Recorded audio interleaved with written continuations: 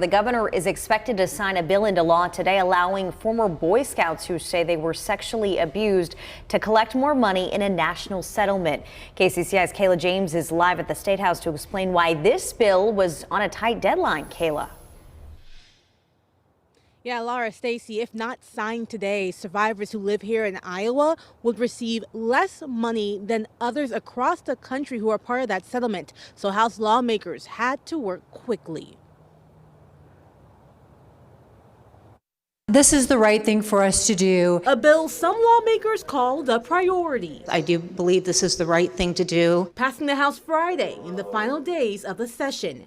It adds an exemption to the time limit on filing child sexual abuse lawsuits for Boy Scout sexual abuse survivors, meaning former Boy Scouts in Iowa can be part of a national settlement against the organization. The entire session we've been saying, let's get this done, let's get this done, and politics has gotten in the way. It needed the governor's signature by Friday, or survivors in Iowa would receive less compensation from the Boy Scout settlement than others across the country.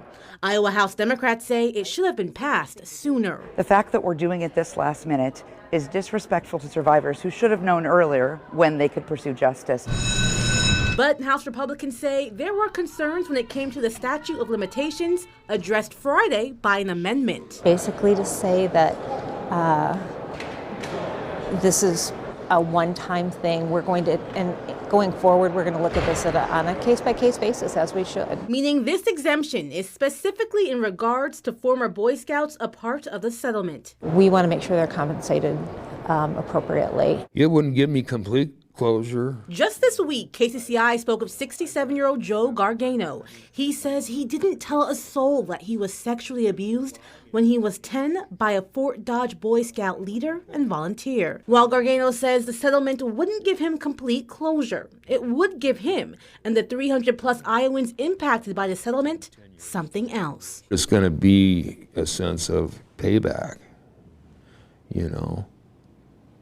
Because criminally, we didn't get anything. Now, there is a $2.46 billion fund set up by the Boy Scouts of America organization. When we spoke with Gargano yesterday, he said he did not know how much he would receive. Live at the State House, Kayla James, KCCI 8 News, Iowa's news leader.